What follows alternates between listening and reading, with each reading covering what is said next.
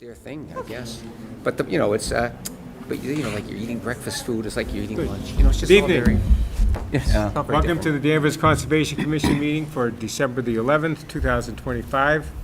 As a commission, we operate under the Massachusetts General Law, Chapter 131, Section 40, Wetlands Protection Act, Chapter 26 of the Town of Danvers General Bylaws, the Wetlands Protection Bylaw.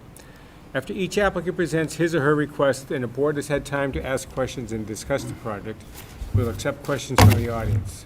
Because this is a public meeting, it is required by law that you give your name and your address before you speak. Although we may disagree on the issues raised, all persons present during this meeting are expected to be civil to all other meeting attendees. This includes members of the commission, staff, abutters, concerned citizens, property owners, and project applicants. We also request that you confine your questions to the project and only as it pertains to the Wetlands Act. We cannot handle, nor do we have jurisdiction over matters such as noise or traffic. All problems not related to the Wetlands Protection Act and the Town of Danvers Wetlands Protection Bylaw must be taken up with other boards. Okay, our first order of business would be a roll call. Peter Wilson is present. Lorraine Drapek is not here. Mary Height. Present? Paul McNulty. Here. Michael Splain. Yeah. Okay, the first item on our agenda is a notice of intent for 80 Water Street, DEP file number 14-1433. The applicant is Peter McKinnon, and are being represented by Hancock Associates, correct? Good evening. Hello?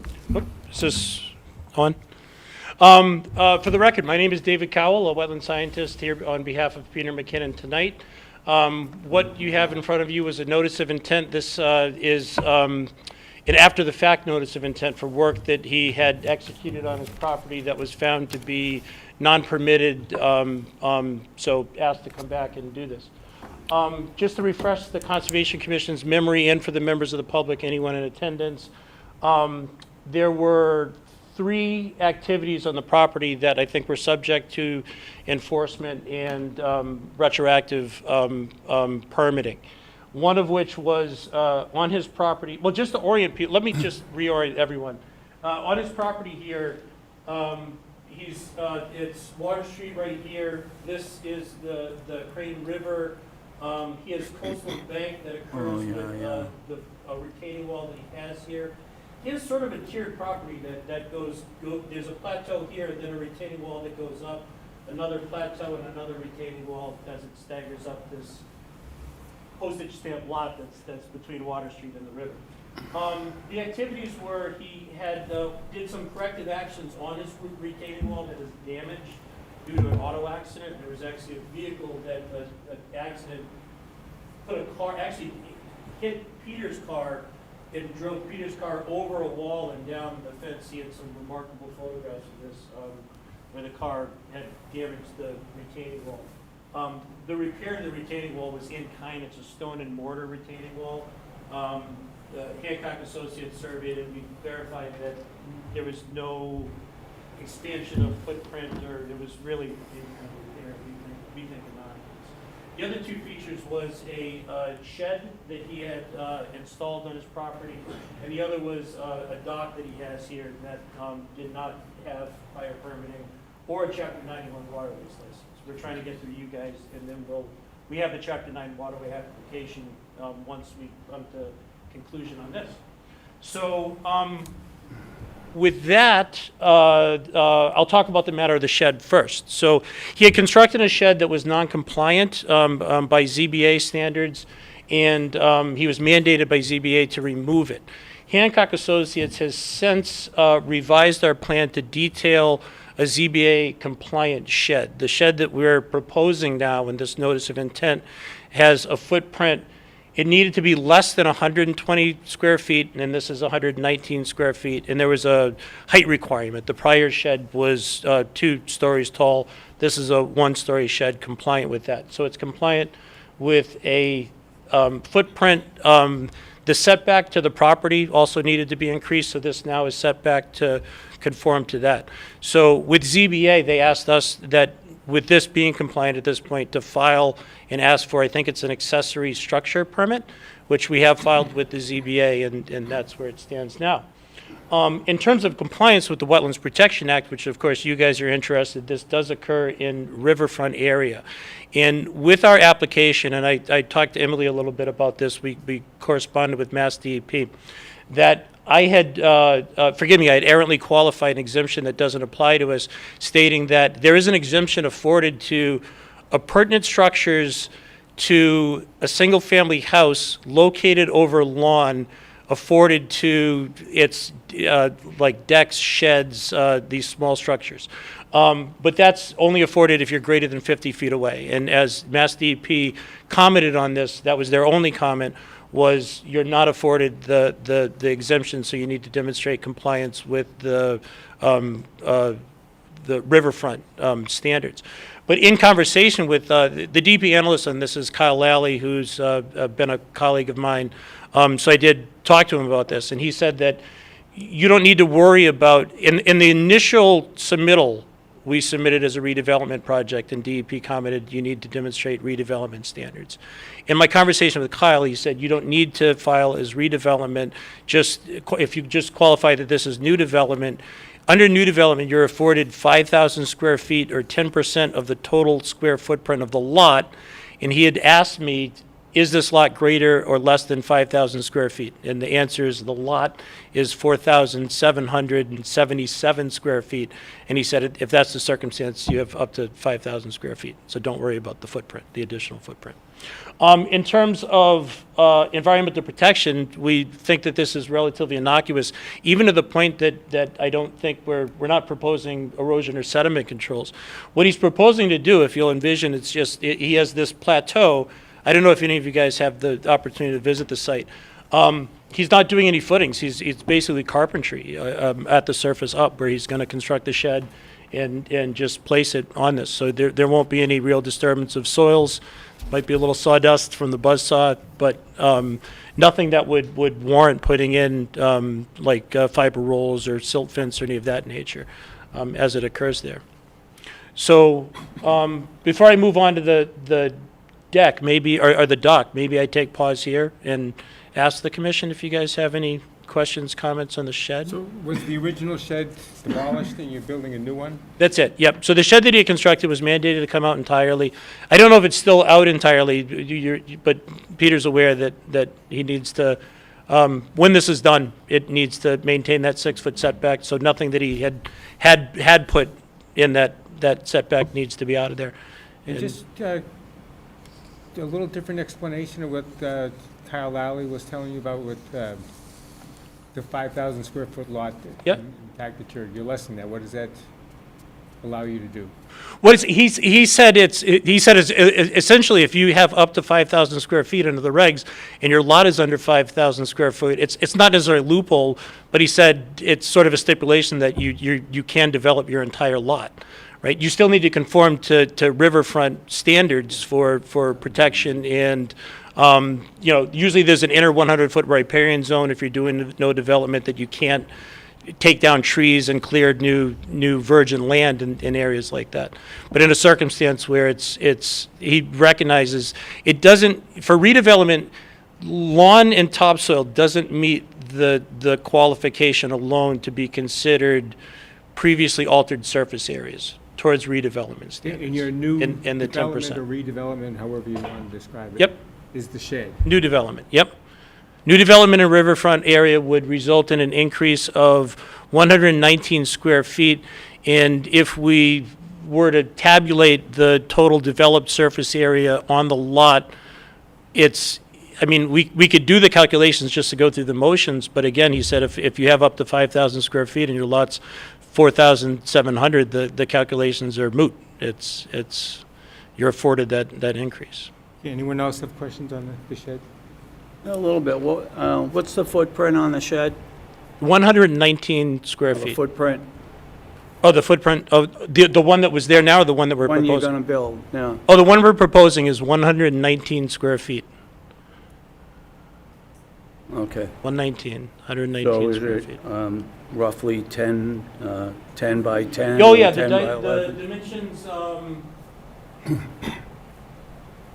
8.5 by 14. So 14 feet by 8.5 feet, which, Right. And now it'll be it'll comply with setbacks, with zoning. Yep. But you're gonna have to go in and get a finding from the zoning board of appeals.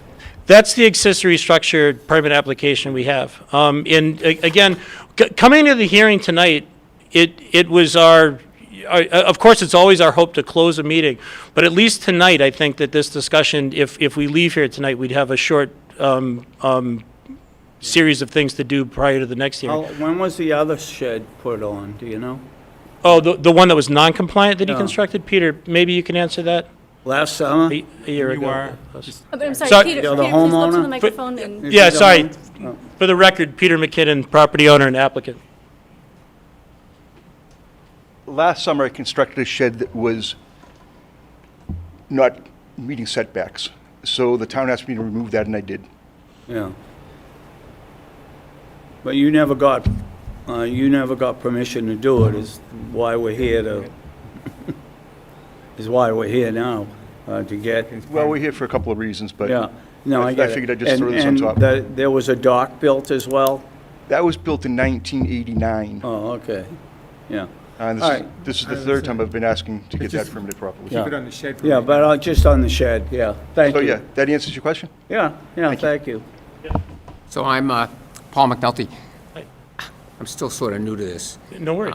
I'm still sort of new to this. So what exactly are you requesting? Is there a specific thing? I mean, I apologize if I'm supposed to have read all this. and Yep, figured it no out. worries. But what is it specifically you're asking us to approve? Is to permit construction of a now compliant shed. So we're asking for in circumstances like this, where he's already, normally, we would come in and ask permission first, and you would approve this, and then we would build it. In this circumstance, where Mr. McKinnon has errantly, done some things on his property without a permit, we're asking to retroactively permit those. So in this circumstance, one of the things that he did, the construction of the shed a year ago, did not and could not meet performance standards from the zoning board of appeals for, there's a setback distance off of side property, and there was a height requirement, and it exceeded the height and too close to the property. So mandated by the ZBA to take that down. Now we're asking for permission in accordance with the Wetlands Protection Act and local wetland bylaws to construct a compliant shed. So he's demolished the shed that he created, and he's asking to put in a shed that's smaller in size and now compliant with the ZBA, if that. I'm sorry. That's one of three things with this NOI application. Yep. We're also asking to repair the wall and some dock. From this perspective of the shed, is there, again, I apologize, are there specific requirements or requests for exceptions that are being requested from the Conservation Commission? So as Or it's far just saying Well, we it's just that want it's to... within our jurisdiction, because it's within 100 feet of I the see, shore. okay. But I think you heard it say with the lot that's less than 5,000 square feet, it kind of gives them a little Okay. more latitude. And then there Okay. is a limitation on the square footage of a shed Yep. to be considered a minor structure, yeah. and that's 120 square Yeah. feet, so they're coming down just underneath that. If I could just address staff for a minute. Emily, as to the representation that because it's less than 5,000 feet, they can do more developing, is that? That was a discussion that Mr. Cowell had with Kyle Lally at DEP. But I mean, is somebody wrote that down, or? I don't have that in I've writing. never If you would heard like to that see if we before. could get that from Kyle in writing, if that would help. the Sure, yeah, commission. prior to the next hearing, I'd be happy to have that communication in writing. Thank you. Yep. Yeah, it's the new performance, I can cite the regulation, but yeah, it's the 10.58 of, there's 4 or 5. So 4 is the new development standards that affords development up to 5,000 square feet or 10% of the lot. All right. Thank you. That's it. Yep, I have no more questions on that. Paul, were you all set? No, yeah, yep, good, thank you. Okay. Okay. Mary, any questions? So the shed's been taken down, and now you're giving us that notice that you're gonna build the shed the right size. Yes. Okay. Yep. In short summary. Because there was 3 items, and I talked about the retaining wall, but didn't afford, do you have any questions on that? again, I think that the stone and mortar was in-kind repair of what was damaged without expansion or I any think staff has been work. out there, right? You've Yeah, seen the yeah, wall. staff has seen the wall. It was built in kind with what was there before. There was no expansion, so this is just to bless the work that was done, and there'll be no further work permitted on it. It's just saying what was done is correct, and that step has Okay. been blessed, essentially. Okay, so I think that one's Right. done, so now let's proceed to the dock. All right, on to the dock. So as Peter had prefaced a moment ago, there's a modest wooden float dock that's been on this property since the 1980s. It's been out there for a long time. In this day and age, I work in Central Region more often, and I know with Chapter 91 waterway license, we're retroactively asking people to permit things that are in great ponds inland, but on coastal areas. So this was, upon review of this, being there since the 1980s, there was no record of this having ever had either a notice of intent permit or a Chapter 91 waterway license. So we're retroactively trying to permit that now. We worked with a marine consultant, 5 Fathoms Consulting, to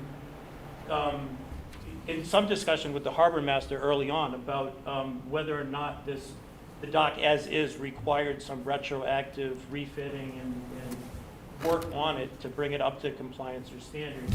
And we did try to do that. I think that one of the concerns was that it might rest on the mudflat, but this system here that we devised relieves some of that. So at this point, we had 5 Fathoms Consultant provided us with some modifications to this. We did submit this. The harbor master, I believe, had a series of comments and concerns that he expressed with this, to which we have responded.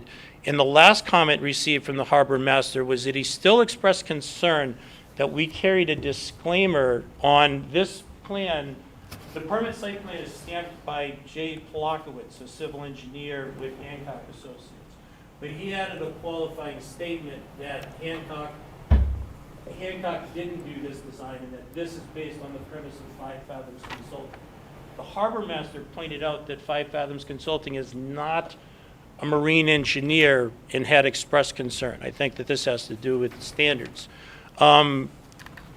Our response was that we don't think that this necessitates, I don't think that it requires a marine engineer to sign off on this. It's not without effort. When this came to us, I tried to retain about 5 or 6 different marine engineers, all of whom turned us away due to size. And they said, marine engineers normally get involved when you're dealing with seawalls, revetments, things that are that are subject to shear stress and oceanic processes. But they said for something like this, that's just a 20-foot dock, that they wouldn't get involved. So we are comfortable with this. I mean, I don't know how to resolve that, since we can't retain one, and I don't know that it mandates one. I think that the harbor master's last comment was almost a cautionary, just asking you guys if you were comfortable with this in terms of maintaining standards for I don't know, liability or whatever. So this dock was there, it's been there 40 some odd years, close to 40 years? Yeah. And so why are we bringing this up now? It's as these things arise, and it's the same thing. And I'm just giving an example. I'm on the Conservation Commission in the town of Clinton, and one of our members is Kim Roth, who's a DEP analyst. And DEP at this point is recognizing that when people are doing new work on their jobs, they go down the rabbit hole of like, was this ever permitted? Does this have a Chapter 91 waterway license? And suddenly they're retroactively being asked to file them now. Like I said, my experience is more inland but Chapter 91s are required for designated great ponds, and we have a few of those in Clinton. So that's why we're addressing it now, is really just because it came up. The harbor master, I think. What was this brought up being in violation of? It doesn't have a Chapter 91 license. It was never permitted through the town. For the dock. It's not in compliance with the performance standards. So, once it came to our attention, we had to follow the proper channels to try to get everything. Even though it was built, there's no grandfather? 'Cause it was never permitted, ever. so. Would permitting have been required in the 80s? That I don't know, but I'm not sure when those are, but there was just nothing ever done for it, so it was essentially a non-legal structure. Okay. On your drawing, I see 2 X's on either side of, I'm presuming that's the float in the middle? Yep, this is the float. He has a wooden deck here. There's an existing ramp or gangway that drops down to it, and this is the wooden float with piers on the side. And these are anchors, chains that retain it in place. So there's no piles, it's all just with cables holding it, cables and anchors? Yes. Yep. Yeah. It is, we agree it's minor, and we feel that way. But again, to Emily's point, there's certain things that if they were done prior to enactment of the Wetlands Protection Act in 1973, they're grandfathered in because those standards didn't exist at that time. Chapter 91 is like one of the oldest environmental regulations in the United States, having been enacted in the late 1800s, and 1980s, well beyond 1980, it's about 100 years later. So retroactively, they're asking for us to permit these things. In the conservation's purview, it's whether or not the dock is compliant with the Wetlands Protection Act and your local bylaws. Chapter 91 notwithstanding, that'll be reviewed by DEP. This is a float? It's It's a float, yes. correct? So Yep. does it sit on the mud at low tide? Is that, Peter, that was the concern, right? Yeah. Or, Are you prepared to alleviate that? does this alleviate that, Peter? I forget. Again, and forgive me as the wetland scientist, Can't I've been sit in the relying mud. on. Because we have a regulation, it has to Can't be sit in the 18 mud. inches. Is it 24 inches? I believe that this would have to be 18 inches above the mud, and I believe you I stated. think in it the notice meets of that intent standard, this that, meets based the on our standard. discussions with TJ, that Yeah, this does it's not at least sit in the 18 mud at low inches. tide. Right. That was the modification that we did to Is this. it modified with legs, so it To do won't that. sit on the, Right. or it will be? Yep. Or it has been, one or the other? Yeah. It has been? Yep, that's what these are proposed. Oh, so they're proposed, so it hasn't been done yet? Yeah, so this No, hasn't no, been done. no, This is yeah. an entirely new system. The dock is an entirely new There's system. nothing out there now, I correct? wouldn't call it an entirely Entirely new new, system, well, but I no- would call it a modification of what's Okay, there all to right, meet yes, the sorry. standards. Yeah, Yes, sorry. okay. Because we're not, it's still the same dock, but the work we're proposing to put the anchorings in and put these in are designed to alleviate that. Okay. That 18-inch All right, I'm required. asking all the questions, so I'm going to just... Oh, no worries. No, and I'm glad you are. This is, Go ahead. this And is, so, just to be clear, the ramp or the walkway and the dock are currently out there? yep. Yeah, so it's a reworking of the existing dock? I would call it a retrofit to meet standards such that we can get the And Chapter 90. What's the ramp consist of? Is it a metal deck or something, or? Metal deck. And how's that supported from it comes off the shore? Sorry, Pardon Peter- me? Peter, I'm You sorry, can please go just. over. Sorry, connect yeah, whenever you Peter, speak. come on, come, yeah. So steel brackets to the land and then to the float? So it's off the ground, it's off the water? Oh, yeah, Yep, yeah. yes. There's about 4 feet below this. 6 feet. 6 feet below Yep, it? Yeah. yeah. thanks. Yeah. So that would allow kayaks and such to Yes. pass under? You know what I'm talking Absolutely, about, right? Absolutely.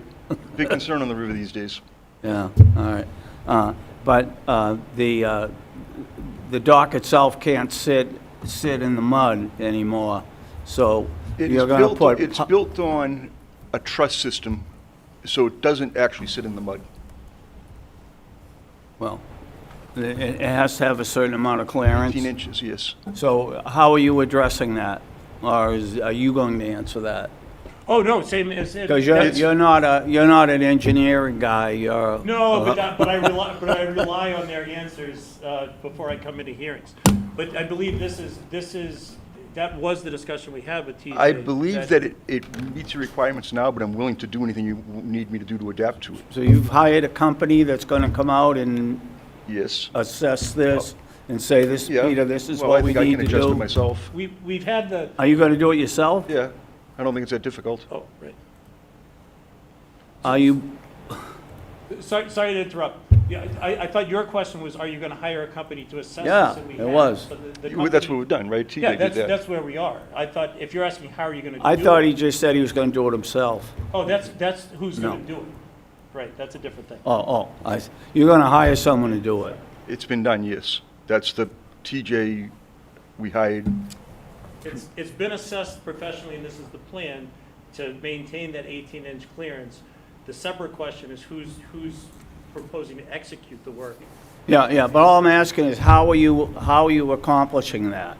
Keeping it off the mud? How are you able to I accomplish? think the answer to that is we're going to add 4x4 stilts to keep it off the mud.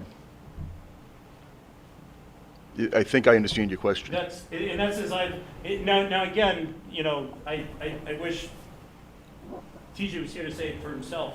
But what I've learned from him through this, asking these questions and talking about this, was that these posts are intended to put in, that this is a fixed tube that maintains that 18 inches of post. So the posts, are they being driven down No, into the mud? no, because it floats, right? It comes up with the Yep. tide. Yeah.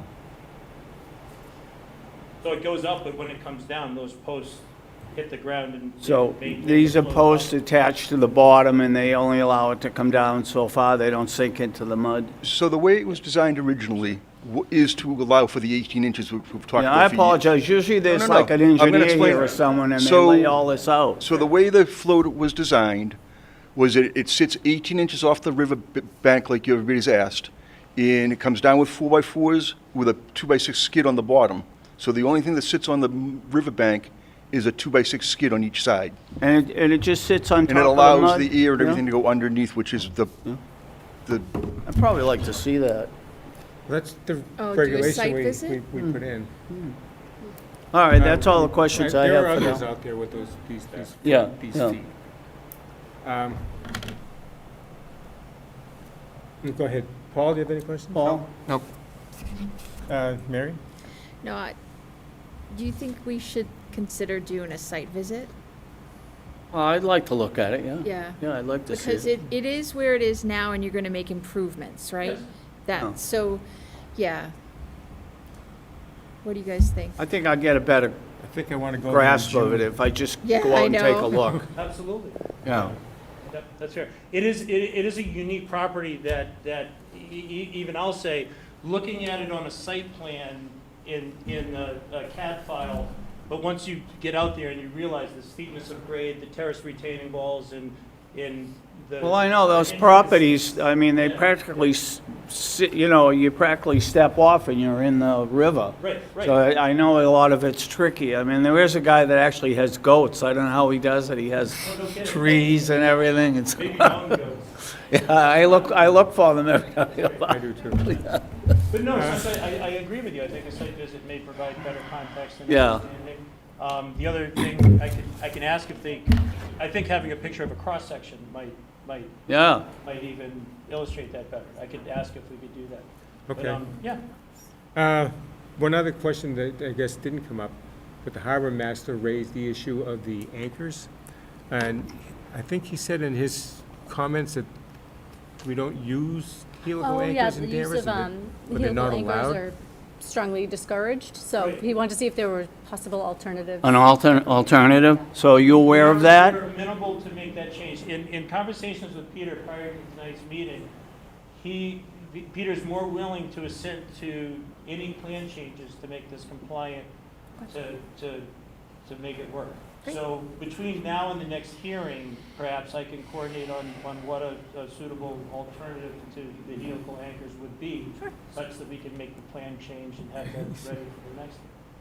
That'd be We just, yeah, we don't want to be leaving simple as a mooring block. steel in the mud. I mean, if they break off, they're not going to be extracted, and we're really trying to rehabilitate the mud down there. So I think we'd prefer the cement type of anchor instead of the helical anchors. We're happy to investigate that and assent to it for the next hearing. Okay. All right, so I guess, is there any public comment before I move along? Mr. Bradstreet?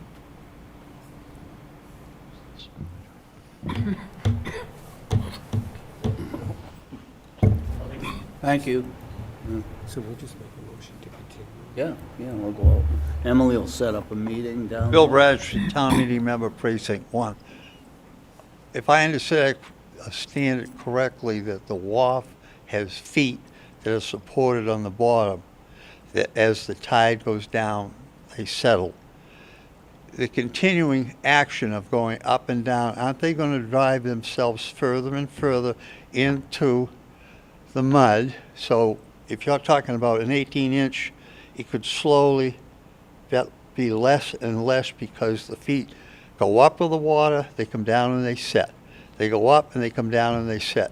The continuing action of the tide goes in and out, what, twice a day?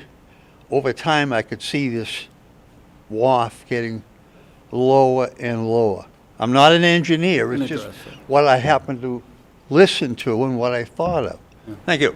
Are we at 18 or 24 for clearance on these? For this one, it would be 18. Huh? For this one, it would be 18, 18. for this project. Yeah. But we have been requiring that of any new dock, that Yeah. they cannot sit on the ground. Yeah. They have to sit on, He wants to address that. I don't think the gentleman understood, on the bottom of my 18-inch 4x4s is a 2x6 cleat that acts as a sled, so the 2x6 hits the mud and keeps the post from driving down into the mud like you're concerned about. And that keeps it off the bed 18 inches.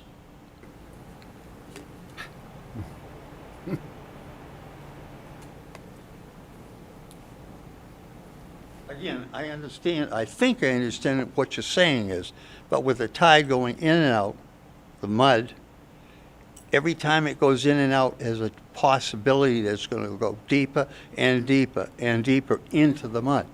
So in the 38 years I've been here, that's money. I don't own land. No. It's just a question. I don't think. okay, it's, Bill, I think he's saying there's a flat surface that it sits on that's wider than the, And that was my Bill, and point. this is what we're we're requiring. gonna go out and look at. Yeah. Put a 4x3.5 by 3.5 inch block going in. No, I understand that. You're talking about a skid, but even the skid going up and No, down, it doesn't. event, I'm sorry to interject. You have to go to the mic. Yeah, I was gonna ask, I think I can make sense of this, if you would. But I appreciate your concern. Yeah, no, that's it. So. Yeah, forgive me. But I think your concern is that every single time this comes out and goes down again, over time, it drives deeper and deeper, and you lose that 18 inches of separation. What Peter was trying to explain is that it's not just the 4x4 post that's going in and out. There's actually a flat surface that serves as a skid on the bottom of this thing that comes down and dissipates some of that energy so that it isn't driving down. And the other thing is that every single time that the tide comes up and that platform That elevates reclaims and it. becomes buoyant, Yeah. it comes down again at mud surface, and it's still 18 inches above surface. It doesn't drive further and further down over time. With every rise and fall of the tide, it falls back down at 18 inches, comes back up again, back down to 18 inches. So if that's understood. Bill, I think you're thinking it's gonna make a hole deeper and deeper, but every time the Eventually. tide changes, it comes back to where it as it was. sets in the mud, at low tide, it goes up, the tide goes in and out. Anything that's been disturbed in the mud will move, so that as it goes up and down the tide, that sled will go deeper in the mud. That's only the observation I've made. So question. I don't own a pier. Thank I you. don't see that. So Yeah. a question for I think staff. the site visit will help a lot. It's a Go ahead, question for Paul. staff, just in general.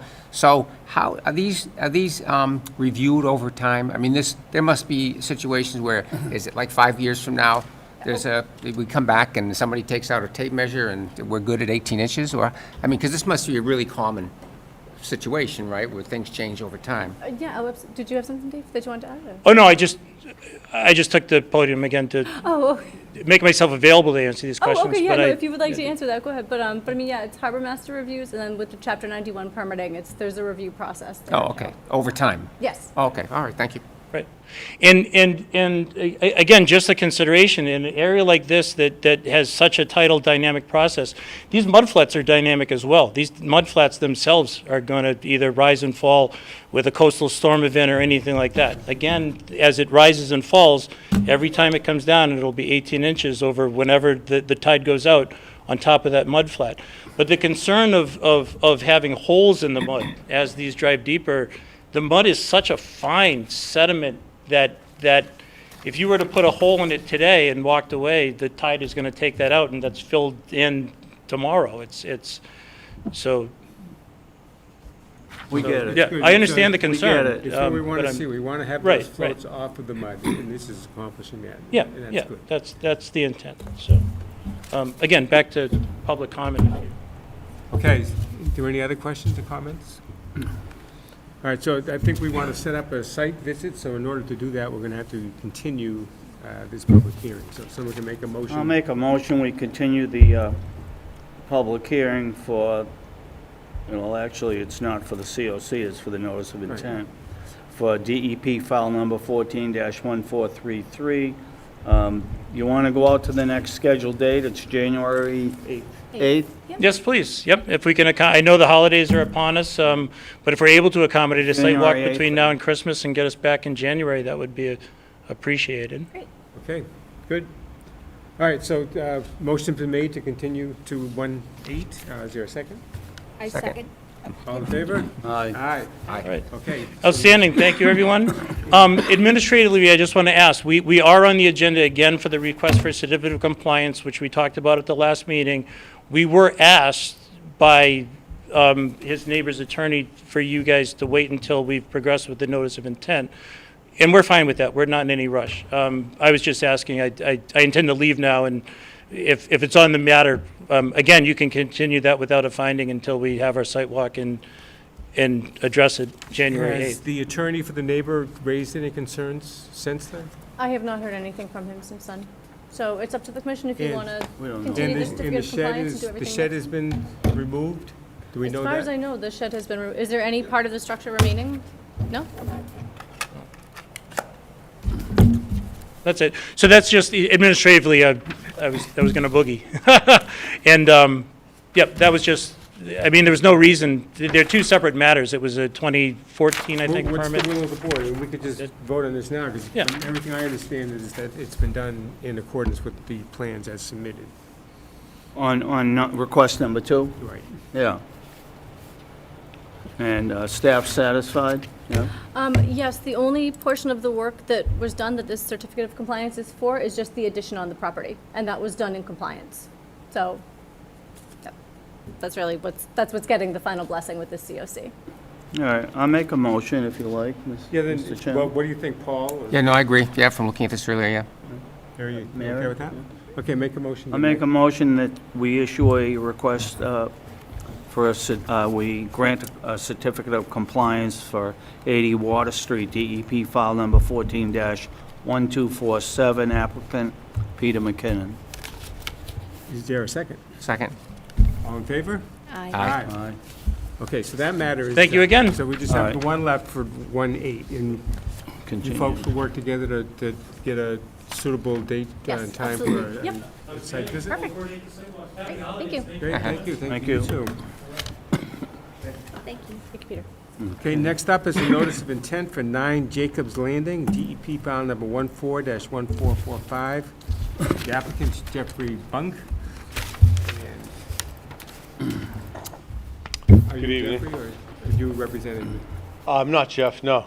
My name's Luke Fabry, Geological Field Services, representing Mr. Bunk. 1 second. So we've proposed a pier to be built at 9 Jacobs Landing. The pier is shown here. Can you see the bottom of this image as well? Zoom out a little bit here. There we go. Is that better? Yeah, great. Okay. Thank you very much. Sure. So this is the existing dwelling. This right here is an existing Chapter 91 permitted revetment and concrete. When they built this in the 80s, the subdivision, you got a Chapter 91 license to build this stone riprap along the edge of it. So the pier is going to start by being anchored to the top of that existing structure. And then it's in entirety 197 feet long. It's 152 feet, 40-foot pier, and then two floats that are an 8 by 10 and 6 by 20 for a 200 square foot float system with a 40-foot gang. There's 2, 4, 6, 8, 10, 12, 14 piles, which are going to be southern pine piles. This is an aluminum pier. There's no pressure treatment except for the piles and the cross members. All of this structure here will be aluminum with flow-through decking, aluminum gangway, conventional floats. This is the salt marsh that's on the property right here in green. I know that was supposed to be bordering vegetated wetlands according to the spec, but we didn't have any bordering vegetated wetland, so that's green. This is the 35-foot no-build, 50-foot no-build, 100-foot riparian, and 100-foot buffer zone. So this is the pier here. This is the existing profile. This brings us out into the edge of Davis River outside of the federal channel. The floats are in permanent water? Yes. It's hard to see on this. This contour right here is 11 feet, is minus 11. And mean low water is minus 4. This is difficult to read. It's minus like 4.2, and mean high water is plus 4.7. High water is 6.5. This is the existing grade right here. This line right here is mean high water. This is bottom, and this line here is mean low water. So you'll see this on the, I got a couple of aerial photographs that show the low tide and kind of the positioning of this dock and pier. So if you could go to the next slide, please. Keep going. Well, actually, we'll stop here. Okay. This is the proposed Davis Dredge project. This is the sheet that was in front of the proposed pier, right here, 197 feet. There's a 20-foot setback off the channel in this, along this line here, and this one's about 26. Abutting neighbor is 26 as well. There's no proposed dredging in this area. There's some across the channel and there's some to the west. Next, please.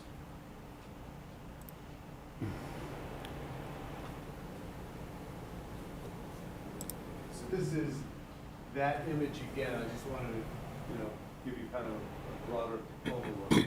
This is the proposed pier, the proposed pier is right here. This is the corner of Liberty, and then we're going out to the Kermit Bridge. This is the Kermit golf course. And one more, please. Okay. I'm going to talk about this with, when I address some of the comments that we've received. The edge of the pier is 86 feet from the center of the channel. This channel is a 200-foot wide channel, and that buoy is roughly in the middle of the channel. These are the buoys as they come around the corner. And the harbor master has expressed a concern about congestion in the river and having a pinch point. I think this is not part of that the pinch point, because this is open channel. This comes around, swings around to the Kernwood Bridge. Where things start getting congested, at least I find as a boater, is when I start coming up through here. These actually extend out into the channel a little ways, and so people have an issue, I think, with this corner, but not in this general location. So I did receive several comments that I'd like to address. One was from the town Department of Public Works, where they said that we need to apply for a stormwater permit because we're in the flood zone. I haven't looked at the spec. I know there's a waiver request. We're not doing any construction upland. Everything's going to be done from the ocean. We have 2 anchor points on an existing concrete wall. So I did not look at the stormwater regulations specific to Danvers, but I'm going to need to do that and either apply for a permit before our next meeting or request a waiver. And I'm not sure if a waiver is something that they can issue. If it's not, then we'll apply for the permit. But we have no sedimentation control. We have no ground disturbance proposed as part of this project. The next set of comments they received was from the Division of Marine Fisheries, and they were concerned about the salt marsh, and they requested that all work be conducted from the uplands, not working in the on the tidal flats, like if we were doing this by hand in the tidal flats. This is going to be done by a dredge, not a dredge barge, a pile barge, that's going to come in at high water and drive these piles, drive all the piles, and come back with a crane from the water and set the piers in position. So there'll be no land work, there'll be no staging on the mud flats. It'll all be done either from a boat or from a barge, except for anchoring the top of it to the wall. And again, we still won't be on the tidal flats. The other concern that they had was for the shellfish resource areas. If we go back to the first image, please, the dock's been proposed with kind of, these are 38-foot sections of the pier. We have a maximum of about 40, 45 feet. These at 38 feet fit appropriately with enough support, and we have 14 piles, which represents 14 square feet that's being taken up with the tidal flats. I don't think that the impact of this pier would be significant to the shellfish population in this area, especially since they're not harvested. The last concern that they had was for erosion control, and as I said, we have no upland work to be done. There'll be no soil disturbance. There's no erosion controls proposed. With that, the last set of comments was from the harbor master, which asked me to compare the proposed project to a Army Corps of Engineers document that's it's entitled "For the Placement of Fixed and Floating Structures in Navigable Waters of the United States by the Regulatory Program of the New England District of the Army Corps of Engineers." This is dated 1996. And what it is basically concerned with is the encroachment on the channels. And this is a channel that's maintained. And so there are a couple of criteria under this regulation that apply to this proposal. And the first one is, if you could go to the next, I'm not sure if it's the next one or okay, this will work here. They're concerned about, actually go one more. Sorry. No, you're fine. They're concerned about how much the pier will occupy of the waterway at mean high water, mean low water. And the standard is it can't take up more than 25% of that distance. And at mean low water, coming straight out across from it is 1,350 feet. And at low tide, it's approximately 900 feet. The proposed pier is in total 197 feet, which is about 10% of a little over 10% of the 900-foot flow zone. So it's well within the standard of less than 25%. That was one of the criteria. Another criteria is that they want me to put the state plane coordinates on the two furthest corners of the structure. They're not on this plan, and I told Chris that I'm assuming we're going to do a site visit, is that I would have those put on the plan for the meeting after the site visit. But it's just applying the coordinates to that.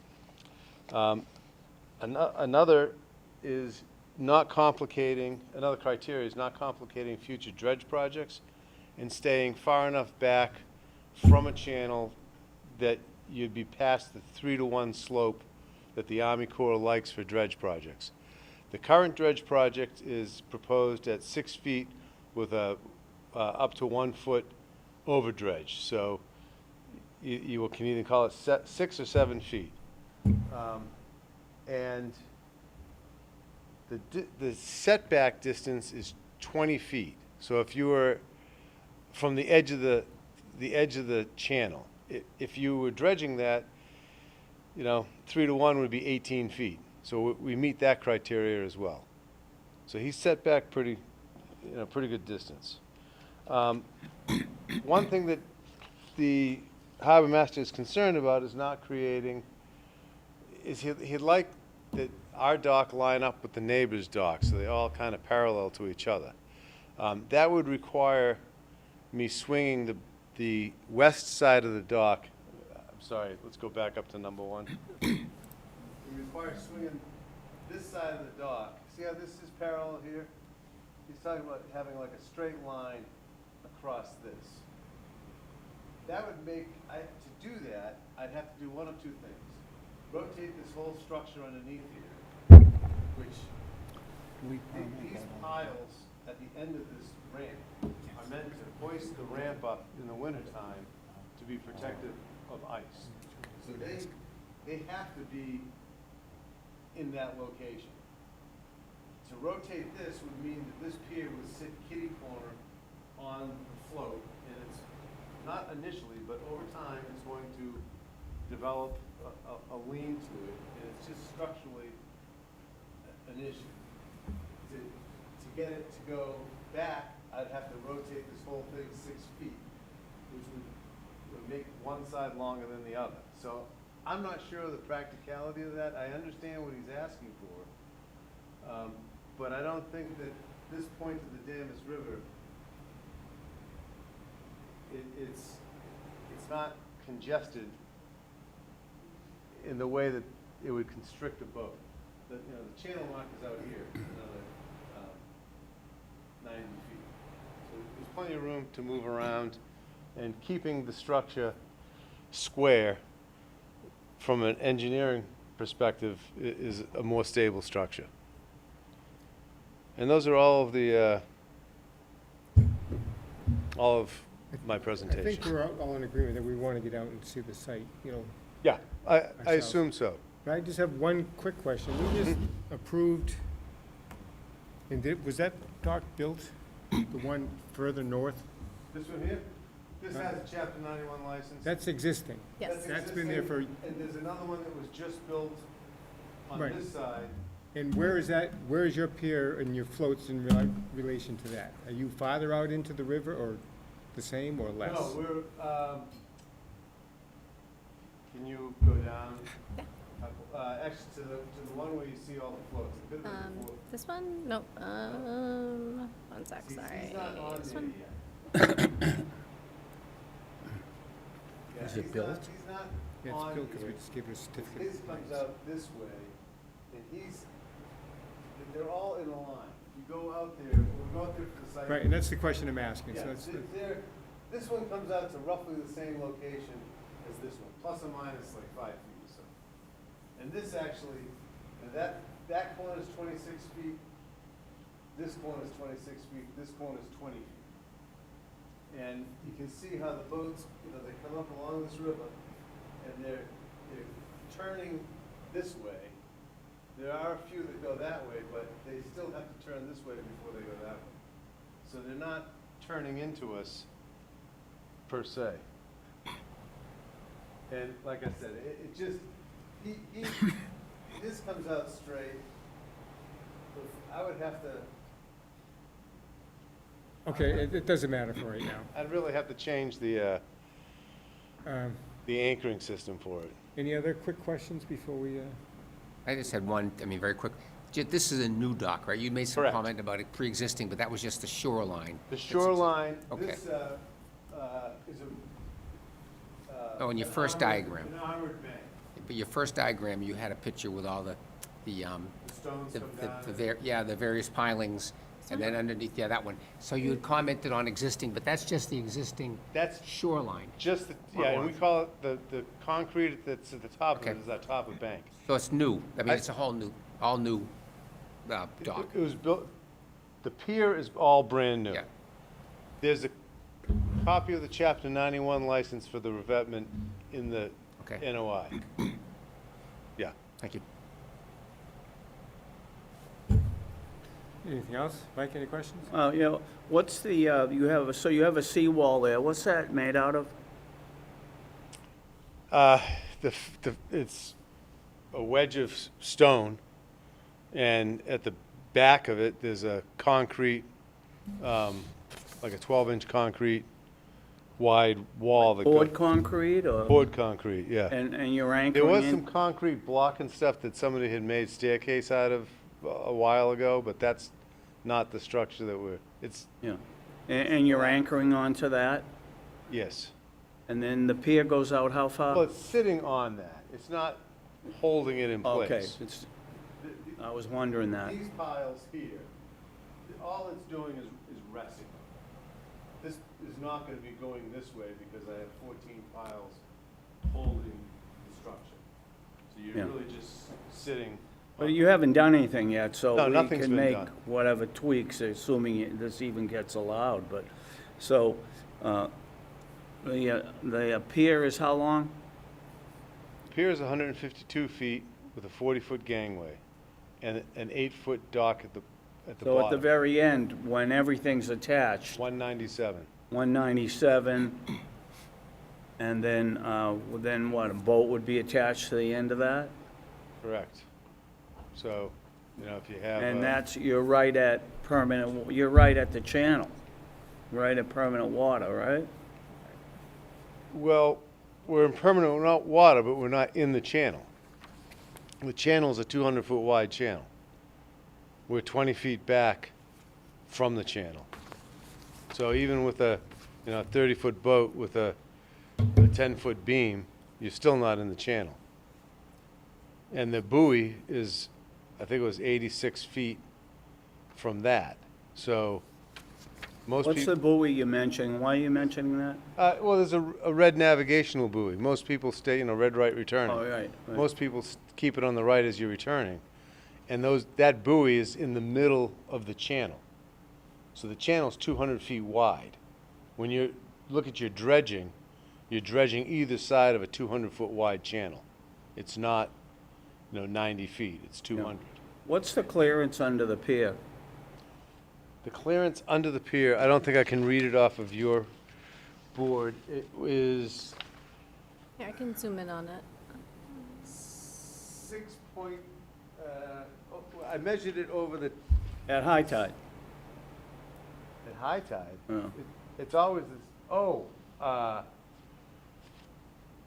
mean high water is 4 to 7, that's 2, 4, 6, 7 feet.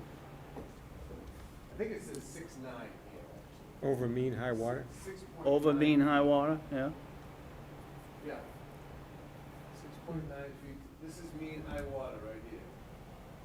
So you have almost a little under 7 feet. All right, thank you. That's all I have right There now. are certain regulations for clearing over salt marsh, Yes, yep, and I can get those over to you guys. but is this, I believe so, yes. I can. Yeah. okay. Mary, any questions? No, I'm good. Okay, so I think, is there any public comment before I proceed? Okay. So we're going to continue but we want to continue to January 8th? Yeah. And can we arrange a site visit by then? Yeah, That's yeah, three if that's site okay with you. visits we're Well, talking he has about. other permitting to do, don't you? We have to do it after this. You have to do chapter 91 after this. right? No, he talked about I have to stormwater. file a stormwater application. Yeah. But those typically run concurrently with Concom anyway. Right. Yeah. Yeah, I'm flexible too. If you're gonna do the Crane River site visit, and I'm not in Clinton, I'm just in Salem, so anytime you want. Okay, good. It's easy, it's a drive-up access. I mean, it's very simple to do. All right, so that means you have 3 site visits you're looking to coordinate, Yep. right? Yep, absolutely. I'll get on that right Okay. away and we'll find We something that have- works for everyone. We have, what, 28 days till next meeting? We got this. We can do it. Okay. Okay, so someone can make a motion to continue to January 8th? So that's reading this here. Motion to, I move. I'm just still You new make a with this. motion to I'm making a motion, and reading this, identify it, DEP making a motion to continue the public hearing at 9 Jacobs Landing, DEP number 14-145 to January 8th, 2026. I second the motion. Before we go, are we going to have a lot of stuff on that day, or? Right now, we have just 80Y. We Yeah. haven't Oh, received okay. anything new Yeah. for that day yet. Okay, thank you. I second the motion. Okay, all in favor? Aye. Okay, so we Thank you very will much. get out to see your place, and we'll see you again next month. Not his place, but his client, right? Yes. Okay, next up is a notice of intent for 8 Wildwood Road, DEP file number 14-14. They care, did have a Harry. number, didn't they? Yes, they did, yep. Bye-bye. 1447. 1447. The applicants are John and Nina Ragosa, and I think Bill Manuel is here to represent them. Go ahead, Bill. All right. Some very intricate projects tonight. Mine is not as intricate as that. Good way to end the evening. Nina Ragosa's here.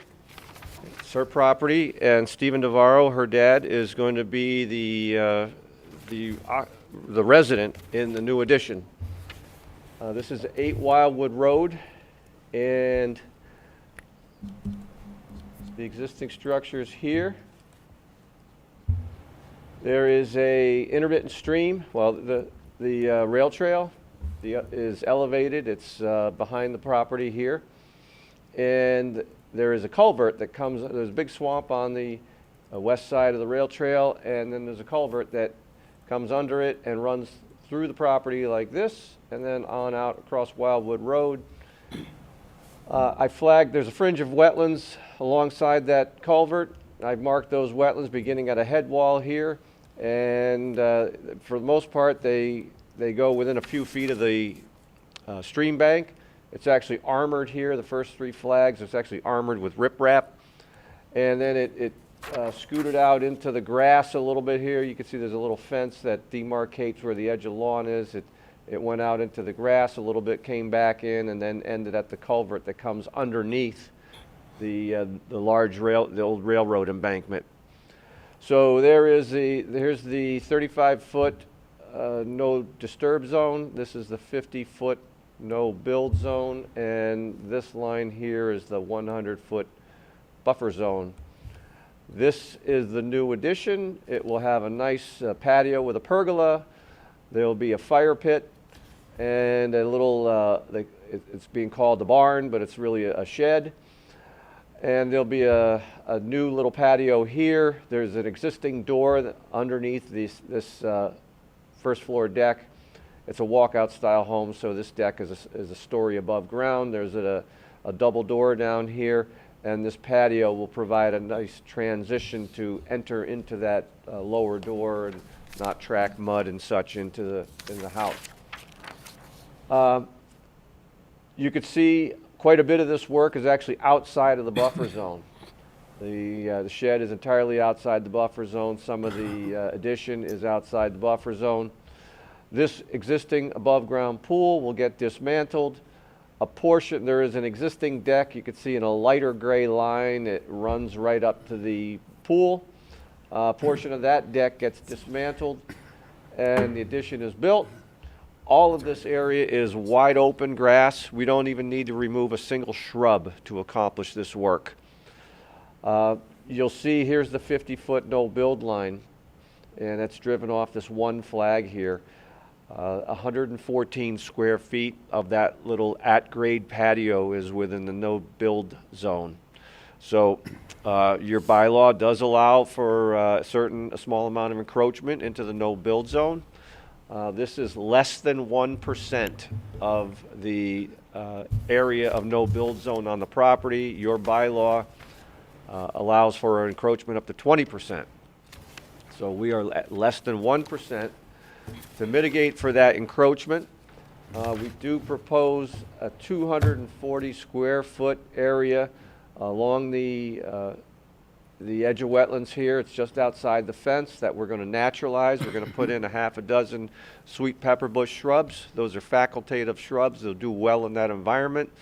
In the summertime, they'll put out a nice showy white flower. It's a pollinator species, and I think it'll be very beneficial to restoring that area, little area of buffer zone next to the stream. What is that area right now, Bill? What is it? Yeah. It's just kind of, there's a gate there, it's kind of open, generally devoid of shrubs. Just brush type stuff? Yep. So it's actually devoid of brush, so it's a good spot to put some shrubs in. So that's it.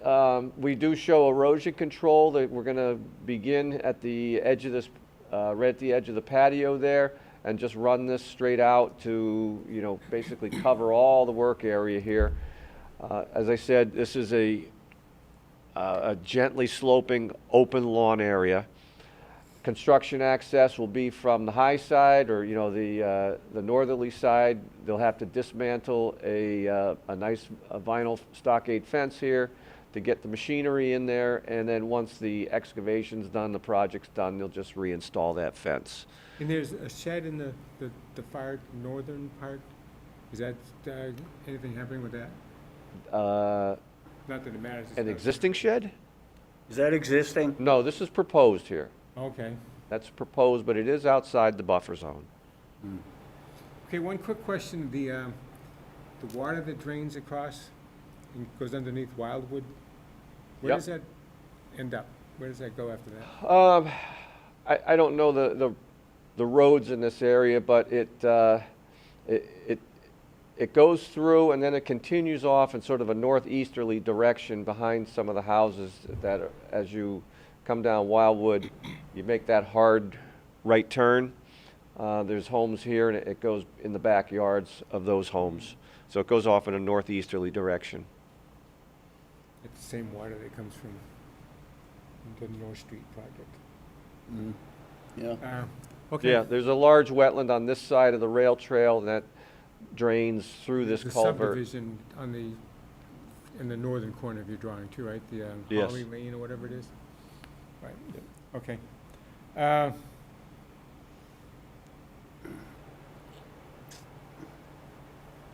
Okay, I think you covered it all, Bill. You're just saying that you're within the limits on the patio being within the 50-foot. And other than that, it's outside of the no building, the no disturb zones. Right. So I really don't have any other questions. Mike, you have any questions? Just go, so this is an accessory dwelling unit? It will be, yes. It will be? Mhm. Yeah. From our most recent bylaw changes allowing those types of units? Right. Yep. And would you talk a little more about what the vegetated wetland is, what it consists of? Yeah, it's apparently an excavated channel.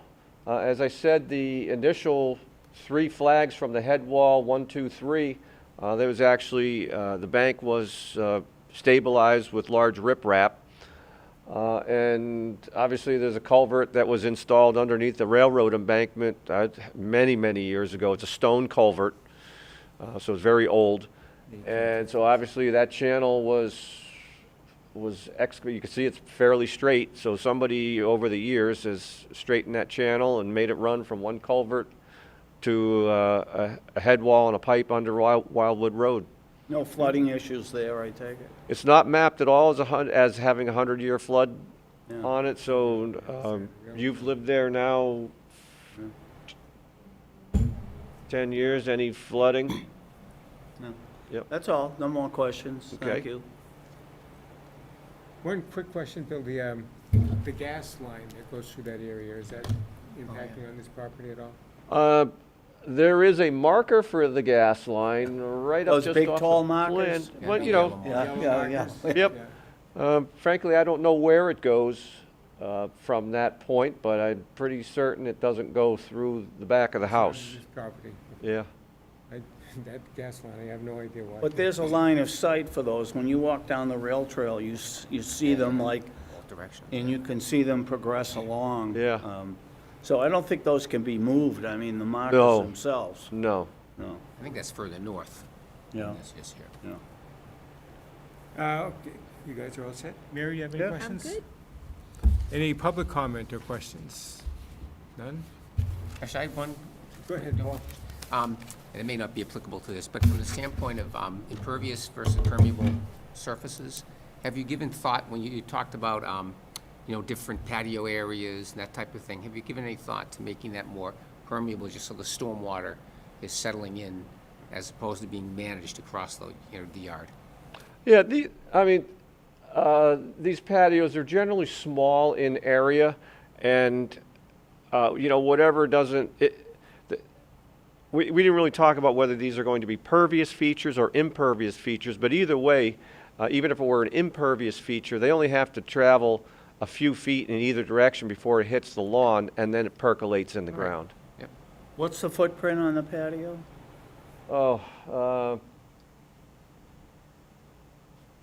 We don't have that dimensioned on the plan, but they're, roughly on the order of 12 by 12, something like that. Okay. Do these ADUs, do they need separate entrances? I'm not sure 100% of the rules, but I know they're supposed to be separate, and isn't there supposed to be a common area connection? Yeah. They're generally attached to the existing, although I think they do allow separate ADUs too, as think well. so, right. Yeah. But I think Yeah, they have that's to the have their state own- reg, but I think the town reg requires a common connection. And that's what, this square here is that common connection to the house. Okay, I don't see any problem with this, I don't know if anyone else has any No, observation. no, I don't. No? All right, well, someone can make a motion and we approve this and get them going.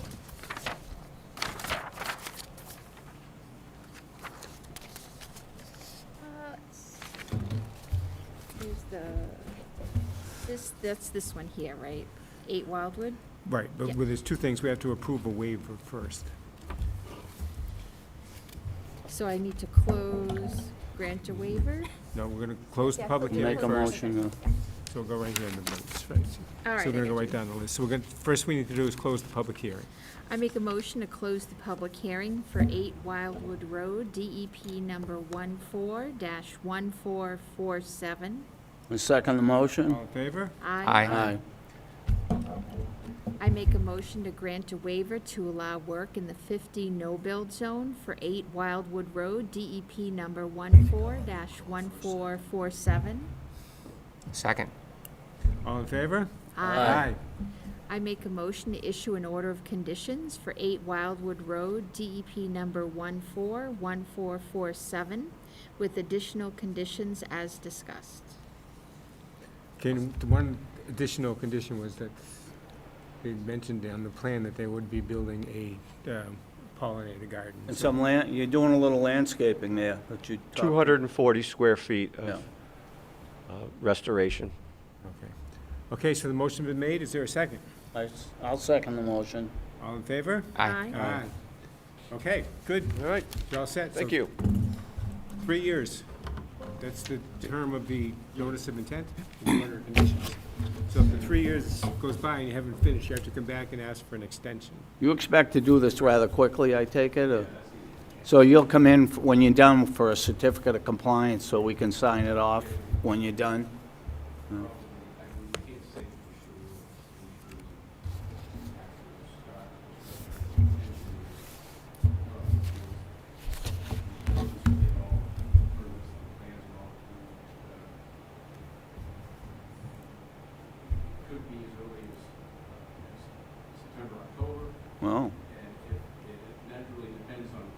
Yeah, just some people forget to come back when they're done. Okay, good. Whatever you do, yeah. Thank you. Okay, Thank good- you, good luck. Thank you. Okay, for old and new business, we have two sets of minutes from our October 23rd and November 13th meetings. I think we can vote on those at the same time, so as long as everyone has read those and... The only thing is Paul is not able to vote on Yeah. the November 13th meeting because he wasn't there. Oh, okay, so let's So, vote on them sorry. separately then. All right, so on the October 23rd meeting, someone can make a motion, we'll accept those minutes? I move to make a motion to accept the minutes of the October 23rd, 2025 meeting. I second the motion. All in favor? Aye. Okay, now we need a motion from someone other than Paul to accept the November 13th. I'll make a motion that we accept the November 13th, minutes of the November 13th meeting. I second the motion. All in favor? Aye. Aye. Okay, there's one thing, Emily doesn't have it on here, but we talked a little bit about it at the last meeting, was rotating the chairmanship through other members of the board. Yeah, And I see that Emily sent out a the Robert's rules. Yeah, a brief description today. That's but, okay. I know other boards have a finite set of guidelines, don't they? Is that the Well, guidelines? Yeah, I found more set ones for planning and ZBA, but for Concom, everything that I found and in the MATC guidebook too, it said we follow Robert's Rules of Order to the greatest extent possible, and that's kind of our guideline for everything. And as the commission is ready for a new chair, if you would like to do that, it's an option. You have that flexibility too. So, members of the board, I want you to consider if you would want to serve as the chairman or chairperson. And we'll revisit this at our meeting in January. Yeah, And then, for the new year, yeah. and then I'd like to get a new chairperson installed, as quickly as possible. Yeah. Great. I've been doing it for too long. You've been doing it for a long time, and I was doing it for a long time Uh, before you, and trying to get you to come on. Pandemic, I think is when I started doing it. We had to do all Yeah, the remote meetings. Yeah. So it's been 5 years, so that's, yeah, it's time for someone else. yeah. And then I think if we just rotated through the members of the board, like 1 year at a time, and then Yeah, if you serve for a long time, you're gonna come back and do it again. Yeah, no, that's how it works, yeah.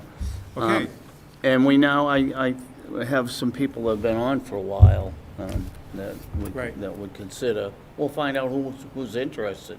who's I that? would think about it, and I know the other girl would. Lorraine's, I yeah, think, Lorraine interested. about it. And she's actually been on longer than you, I think, hasn't she, or? I was gonna ask that question, who's here longer, Mary or Lorraine? I think I've been here longer. I can. if she was here. I think she started. It's close, right, It's Mary? close, but I think that you started before her. Just know that for the next meeting. But I'm not gonna, like, if she's interested, I'm fine with that. Right. But if Well, we she's try to- not, then I would think about it more, you know? Yeah, Yeah, I have no problem doing it, but, Good. yeah. I just kinda like You to, get to talk to Emily. Yes, we Mhm. talked I about don't- it. Meeting. I don't know anything about what it is that you do or any of that. We could talk about that another time. It's not but- much different than what you see. yeah. Okay, Yeah, I would be okay. someone can make a motion to adjourn, we will do that. Make a motion to adjourn? I second the motion. All in favor? No. Aye. Right. Okay, good.